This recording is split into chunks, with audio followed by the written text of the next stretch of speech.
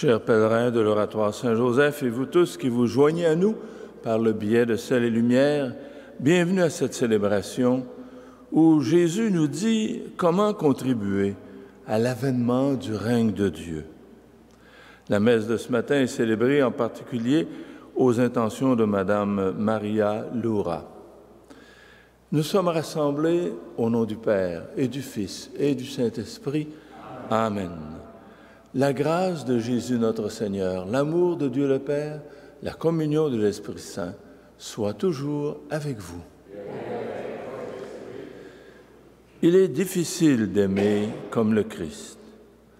Avec humilité et confiance, ouvrons nos cœurs à la miséricorde du Seigneur. Seigneur Jésus, toi qui nous apprends l'exigence de l'amour, prends pitié de nous.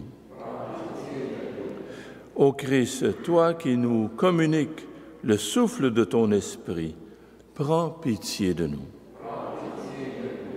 Seigneur, toi qui nous invites à être des témoins de l'amour du Père, prends pitié de nous. Et que Dieu Tout-Puissant nous montre sa bienveillance, qu'il nous pardonne nos lenteurs à faire le bien et nous conduise à la vie éternelle.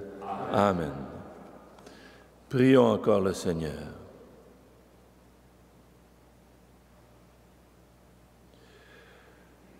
Dieu qui s'est patienté et pardonné, tu accordes aux hommes des temps de grâce pour qu'ils apprennent à reconnaître en toi le Créateur et le Libérateur de tous. Aide-nous à saisir ce moment favorable quand, nous laissant interpeller par ta parole de paix, nous servions ton dessein de tout réconcilier dans le Christ, lui qui vit et règne avec toi, dans l'unité du Saint-Esprit, Dieu pour les siècles des siècles.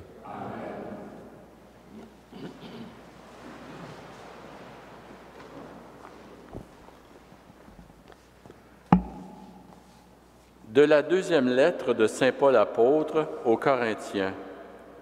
Frères, aujourd'hui encore, quand les fils d'Israël lisent les livres de Moïse, un voile couvre leur cœur. Quand on se convertit au Seigneur, le voile est enlevé.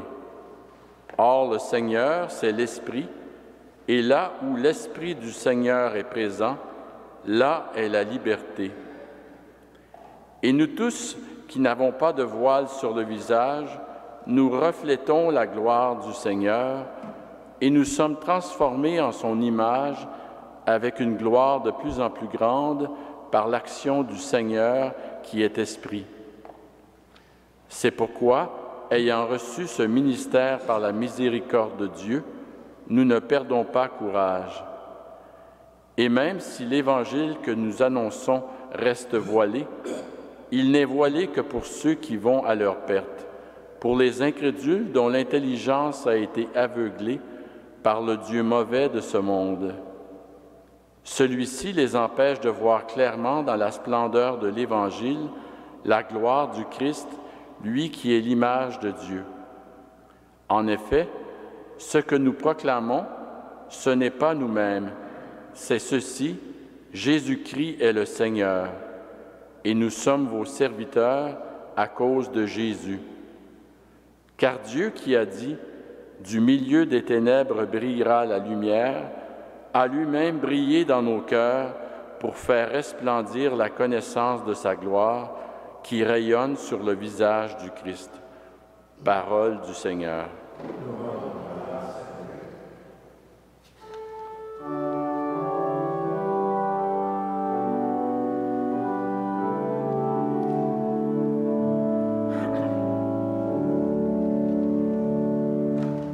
La gloire du Seigneur habitera notre terre. La gloire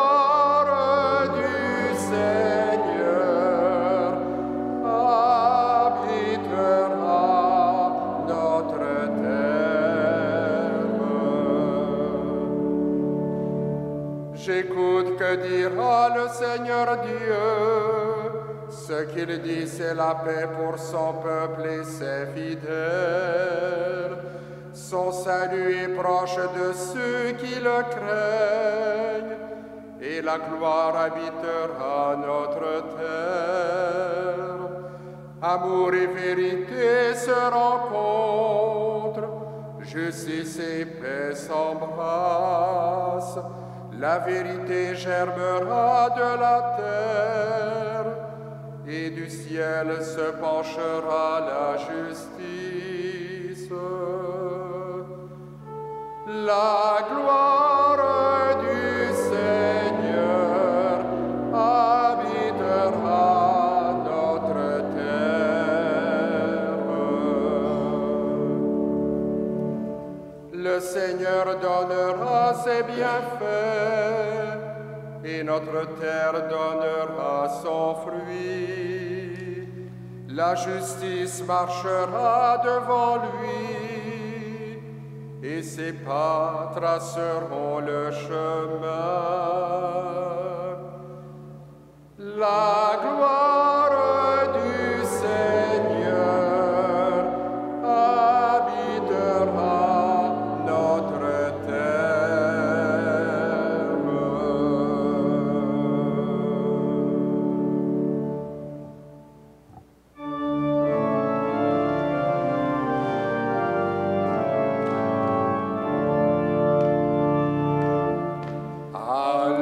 Alléluia, Alléluia, Alléluia,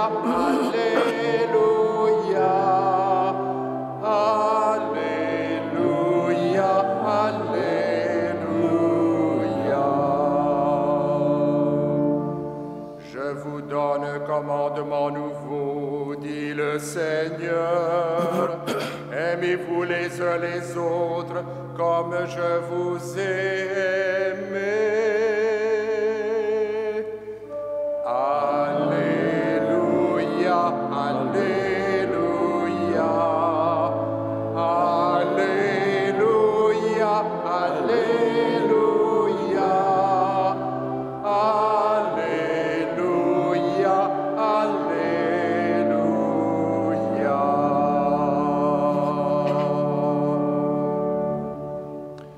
Le Seigneur soit avec vous. Et avec votre esprit, Évangile de Jésus-Christ selon saint Matthieu. gloire à toi, Seigneur.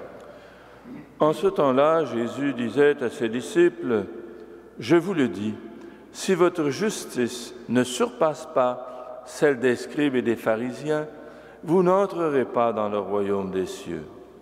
Vous avez appris qu'il a été dit aux anciens, « Tu ne commettras pas de meurtre, et si quelqu'un commet un meurtre, il devra passer en jugement.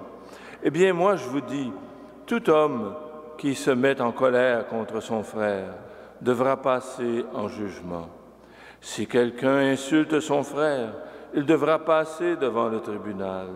Si quelqu'un le traite de fou, il sera passible de la géhenne de feu. Donc, lorsque tu vas présenter ton offrande à l'autel, si là, tu te souviens que ton frère a quelque chose contre toi, laisse ton offrande là, devant l'autel, va d'abord te réconcilier avec ton frère, et ensuite viens présenter ton offrande.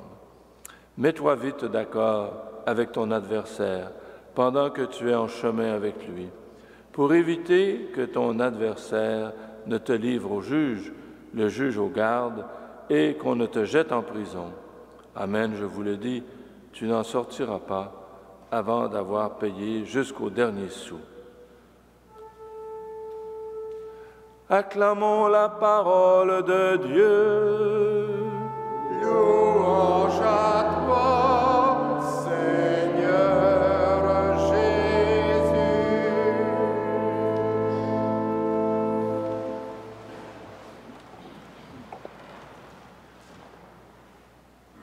Chers amis, dans cet évangile de saint Matthieu, on nous rappelle que Jésus n'est pas venu abolir la loi et les prophètes, mais l'accomplir. Il vise ce grand projet que Paul appelle le dessein bienveillant de Dieu. Depuis Abraham, toute la Bible est tendue vers cet accomplissement. Le chrétien, normalement, n'est pas tourné vers le passé. C'est quelqu'un qui est tendu vers l'avenir et il juge toutes les choses de ce monde en fonction de l'avancement des travaux à faire pour le progrès du royaume de Dieu qui est à construire. Quelqu'un disait, la messe, chaque semaine et même chaque jour, c'est la réunion de chantier du royaume, le lieu où on fait le point sur l'avancement de la construction du royaume de Dieu. Et réellement, le royaume avance, lentement, mais sûrement. C'est le cœur de notre foi. Bien sûr, cela ne se juge pas sur quelques dizaines d'années. Il faut regarder sur le long terme. Dieu a choisi un peuple comme tous les autres.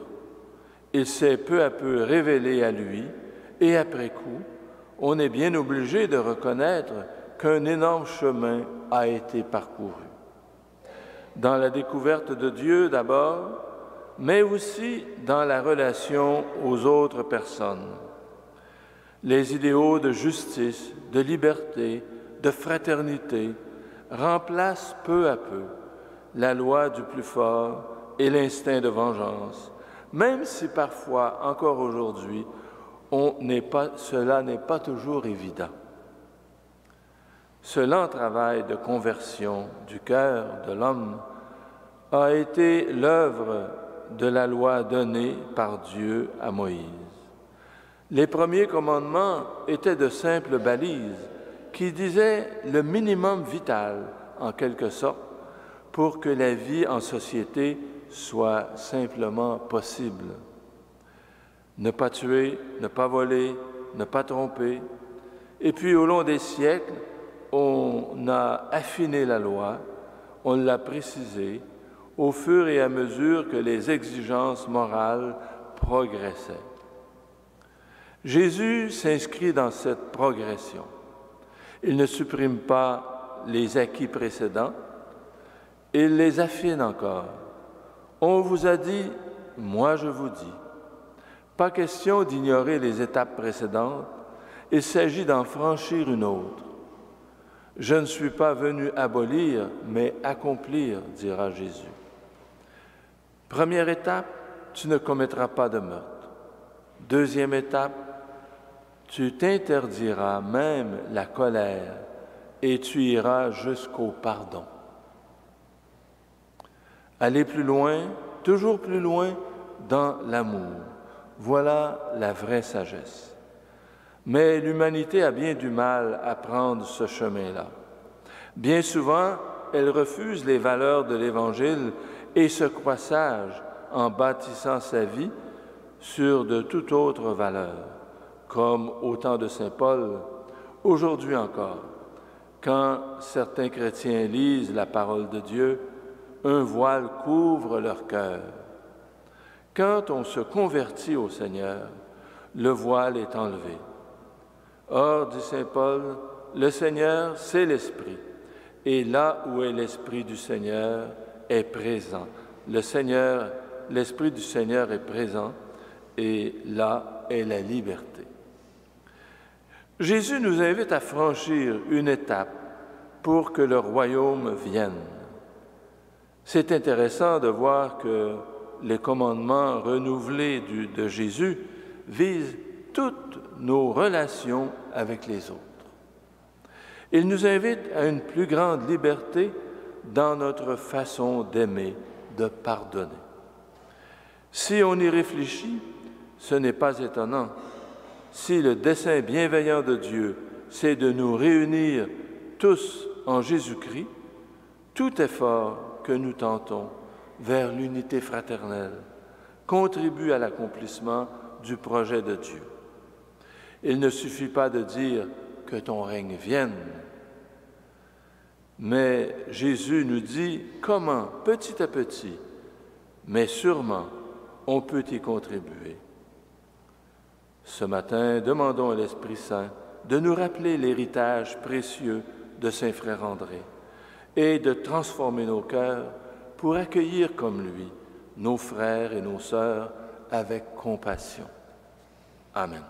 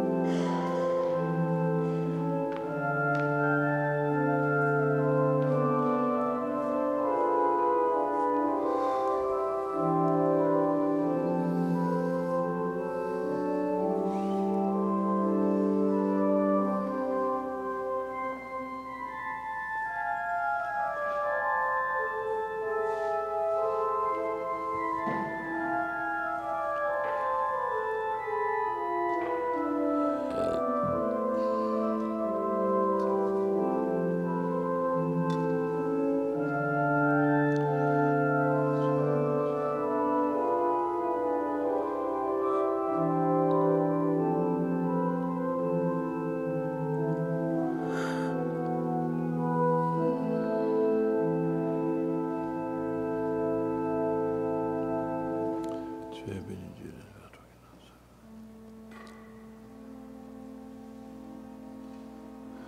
Humbles pour Seigneur, digne d'accueillir cette offrande qui soit agréable à tes yeux.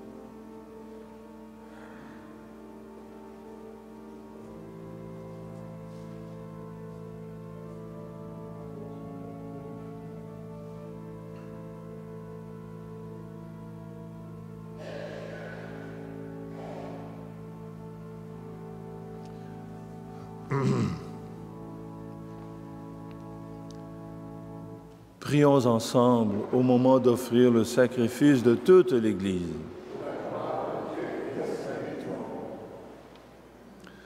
Rappelle-toi, Seigneur, ton Fils est notre paix et notre réconciliation. Par son sang, il a enlevé le péché du monde. Accueille avec bonté les dons de ton Église. Aide-nous à faire profiter toutes les personnes de la liberté que Jésus leur apporte. Lui qui vit et règne avec toi dans l'unité du Saint-Esprit, Dieu pour les siècles des siècles.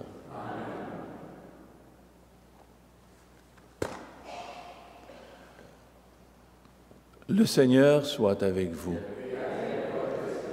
Élevons notre cœur. Rendons grâce au Seigneur notre Dieu. Vraiment, il est juste et bon de te rendre gloire, de t'offrir notre action de grâce toujours et en tout lieu. À toi, Père très saint, Dieu éternel et tout-puissant. Dans ta bonté, tu as créé l'homme, et comme il avait mérité la condamnation, tu l'as racheté dans ta miséricorde par le Christ notre Seigneur. Par lui, avec les anges et tous les saints, nous chantons l'hymne de ta gloire et sans fin nous proclamons.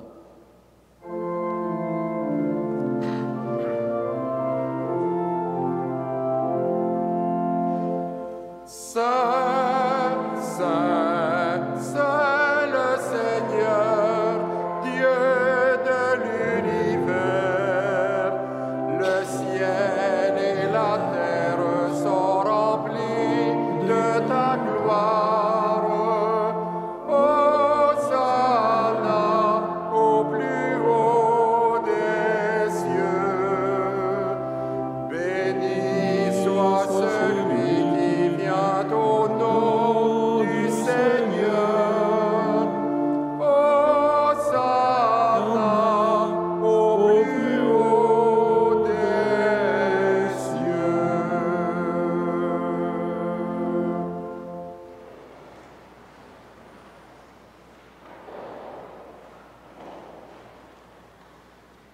Toi qui es vraiment saint, toi qui es la source de toute sainteté, Seigneur, nous te prions.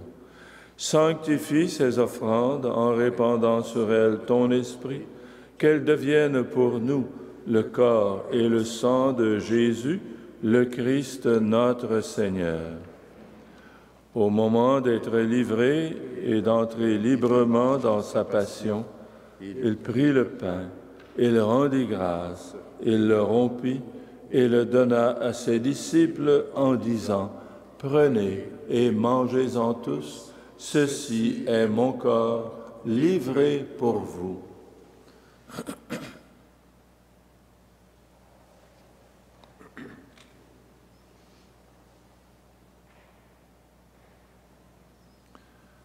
De même, à la fin du repas, il prit la coupe. De nouveau, il rendit grâce et la donna à ses disciples en disant, « Prenez et buvez-en tous, car ceci est la coupe de mon sang, le sang de l'alliance nouvelle et éternelle, qui sera versé pour vous et pour la multitude en rémission des péchés. Vous ferez cela en mémoire de moi. »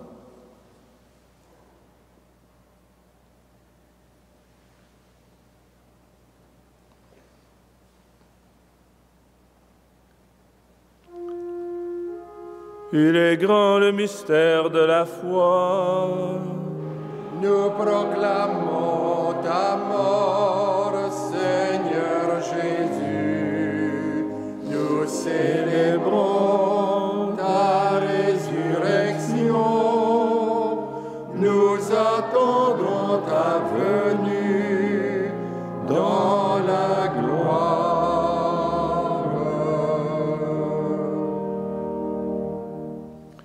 Faisant ici mémoire de la mort et de la résurrection de ton Fils, nous t'offrons, Seigneur, le pain de la vie et la coupe du salut, et nous te rendons grâce, car tu nous as choisis pour servir en ta présence. Humblement, nous te demandons qu'en ayant part au corps et au sang du Christ, nous soyons rassemblés par l'Esprit Saint en un seul corps.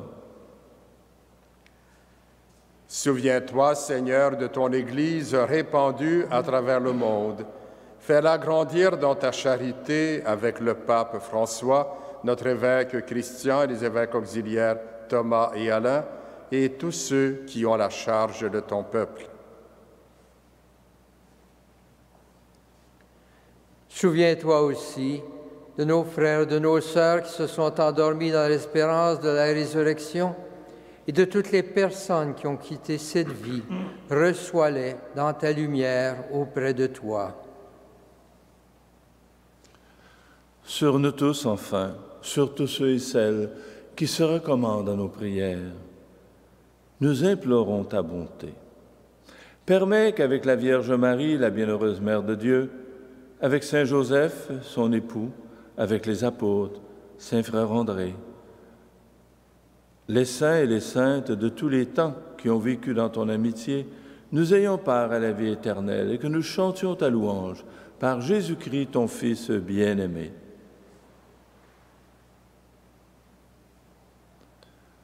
Par lui, avec lui et en lui, à toi, Dieu le Père Tout-Puissant, dans l'unité du Saint-Esprit, tout honneur et toute gloire pour les siècles des siècles. Amen.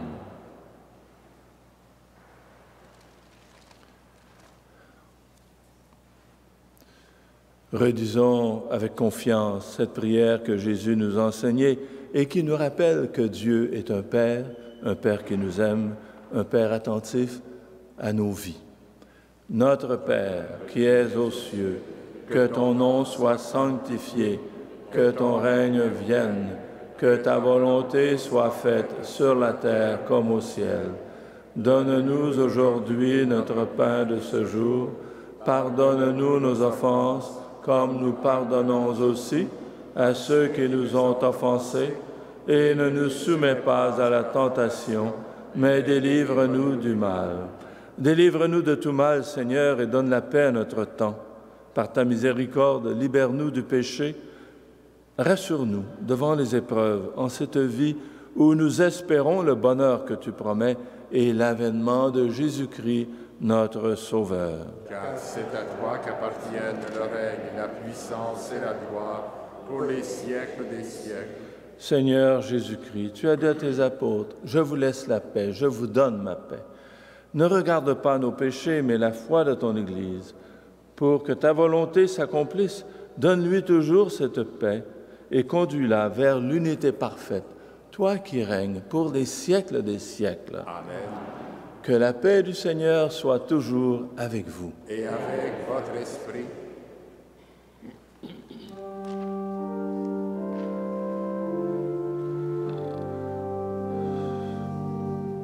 Agneau de Dieu qui enlève le péché du monde, prends pitié de nous. Agneau de Dieu qui enlève le péché du monde, donne-nous la paix.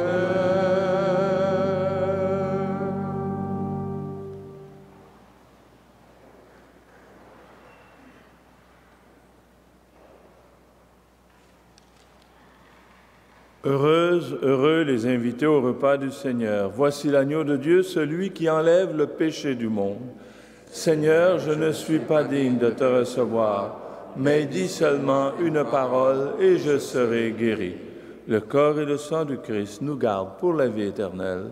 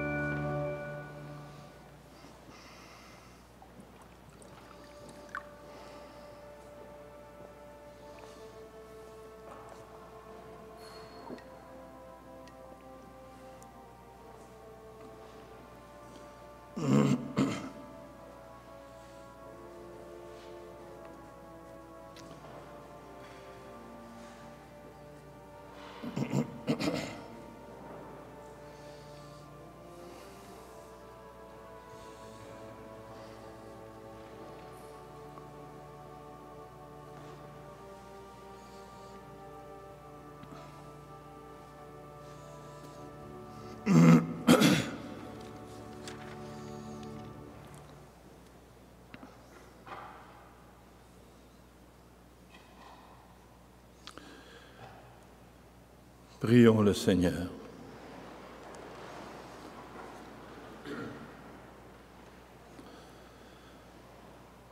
Fais-nous trouver, Seigneur, dans cette communion au sacrement de l'unité, les énergies dont nous avons besoin pour être en toutes circonstances les artisans infatigables de la paix du Christ. Lui qui vit et règne avec toi dans l'unité du Saint-Esprit, Dieu pour les siècles des siècles. Amen. Le Seigneur soit avec vous. Et avec votre esprit, Que Dieu Tout-Puissant vous bénisse, le Père, le Fils et le Saint-Esprit. Amen. Que Saint Joseph et Saint Frère André nous aident à avoir tout au long de ce jour des cœurs compatissants envers tous ceux et celles que nous rencontrerons. Allez dans la paix et la joie du Christ. Nous rendons grâce à Dieu.